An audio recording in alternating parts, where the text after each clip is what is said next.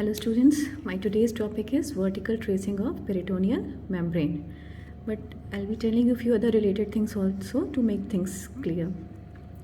Now to study the reflection of peritoneal membrane, it is easy to trace it vertically and horizontally. This is the vertical tracing today.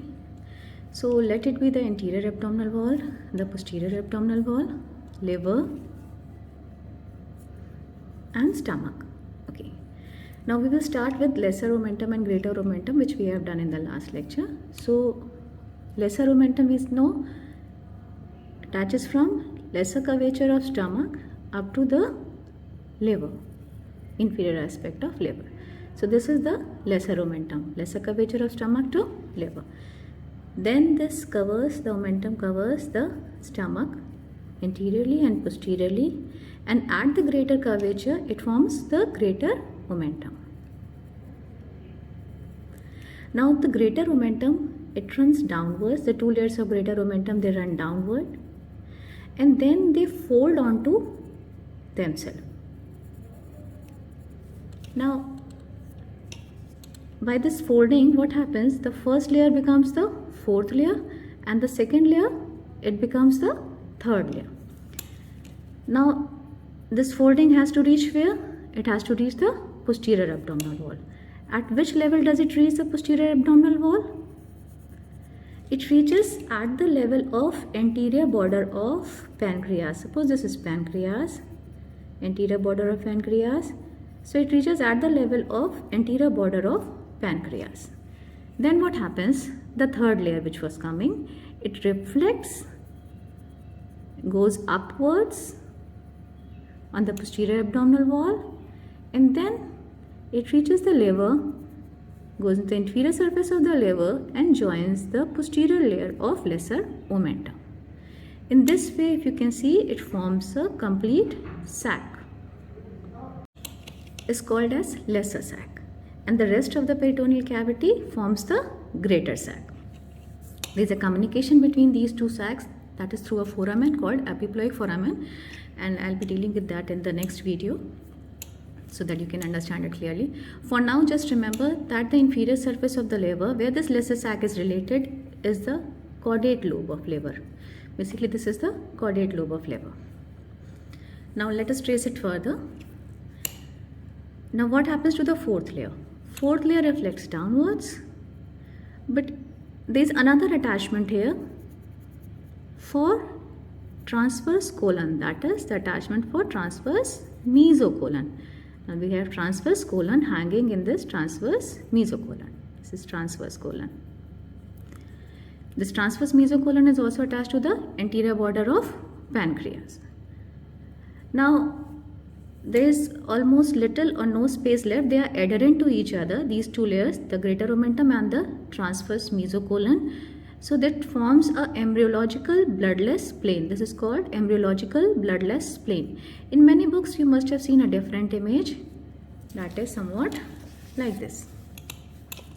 Here the two layers of the greater omentum, they fuse to each other, so there is almost little or no space left between the second and third layer, and the two layers of the greater omentum and the transverse mesocolon, they fuse to each other so that this transverse mesocolon hangs from the greater omental layer itself.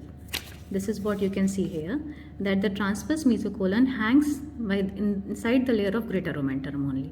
This happens after puberty. Actually the two layers fuse here and the two layers of the transverse mesocolon and greater omentum fuse by the process of what? By the process of zygosis.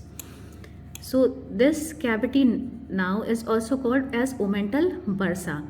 The cavity lying above the level of transverse colon in the lesser sac is also called as omental bursa. Now let us come back. Let us trace this further. So what will happen now? It will go down. Which next layer will it incorporate? Let us draw a duodenum also here. Duodenum is a retroperitoneal structure. So it will incorporate lying behind the peritoneum. Then the next thing, the intraperitoneal structure which you get is what? Is the small intestine. So small intestine hangs by a mesentery Now the small intestine are mainly the jejunal and ileal loops. So this is the small intestine, the jejunal and ileal loops hanging through a mesentery. This again goes downwards. So what you see in the mesentery, there is an attached end in the mesentery and there is a free end of the mesentery. So this attached end is also called as root of mesentery, and this free end, it contains the jejunal and ileal loops.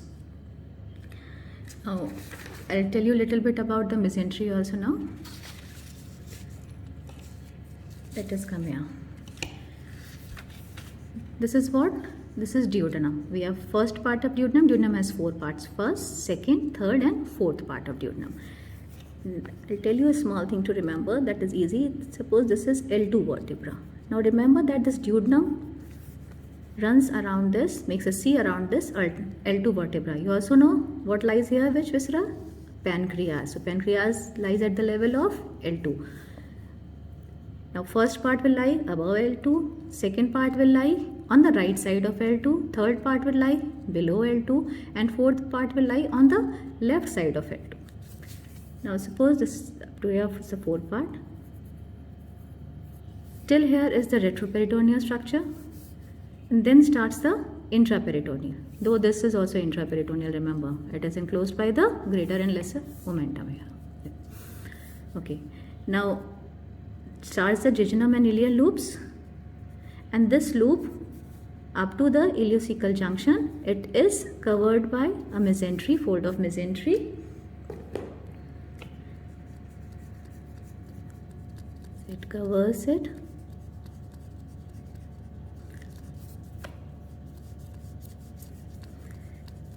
So what is the free end of this mesentery? The one enclosing the jejunal and ileal loops. Now the jejunal and ileal loops is around 6 meters in length. Such a huge length. And all these loops finally have to get attached where? In the posterior abdominal wall. Now how can such a 6 meter length be incorporated in a posterior abdominal wall? For that, it is collected into pleats. So it is collected what? It is collected into pleats. So this mesentery gets collected into pleats just like a lehenga, you can say. Suppose this is the waist or the root of mesentery, what you call, and this is the lehenga thrown into pleats. And the jejunal and ileal loops lie at the bottom here. So this is almost 6 inches in length and this is 6 meters in length. So the root of mesentery is 6 inches and the free end of mesentery enclosing the jejunum and ileal loops is about 6 meters. Now let us see the attached end. So where does this mesentery start? At the junction of duodenum and jejunum, what we call as DJ flexure, duodenojejunal flexure. Where does it ends? At the ileocecal junction.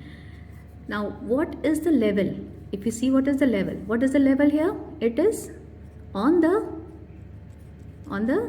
left side of the L2 vertebra.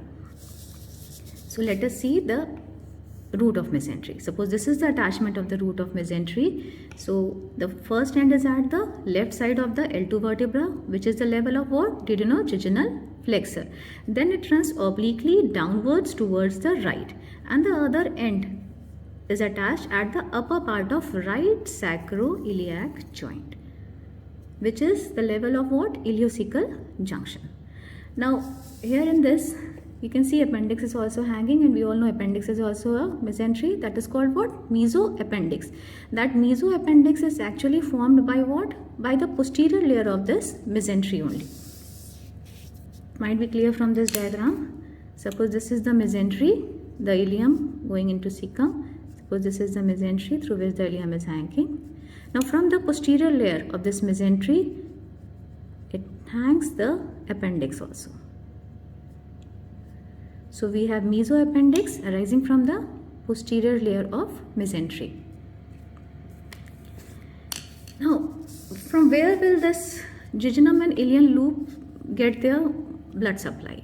or the nerves and all, from where, lymphatics and all, from where will they get? From where will they enter into them? Because they are enclosed within this mesentery, so they enter through this root of mesentery only, what we have drawn here. So what is the blood supply of jejunum and ileum loops? It is derived from the midgut, and the blood supply of midgut is superior mesenteric artery. So we have superior mesenteric artery entering from the root of mesentery, and this is the superior mesenteric vein here. Now next structure to be covered by mesentery is sigmoid mesocolon. Sigmoid colon, which forms the sigmoid, is covered by sigmoid mesocolon. Suppose this is the descending colon, then we have the sigmoid colon, and this continuing into the rectum. Now sigmoid mesocolon is actually, the root is attached in an inverted V shaped. So we have this inverted V shape, we have a apex and the two limbs through which the sigmoid colon is covered. So this forms the sigmoid mesocolon, covering the sigmoid colon. Now if you see the level, sigmoid colon continues into rectum at the level of S3 vertebra, and the apex, this apex lies at the level of left sacroiliac joint. It lies at the level of left sacroiliac joint. We have seen that the mesentery, it lied at the level of right sacroiliac joint. The lower end of root of mesentery was at the level of right sacroiliac joint, and here the apex, you can see the apex of sigmoid mesocolon is at the level of left sacroiliac joint. Now let's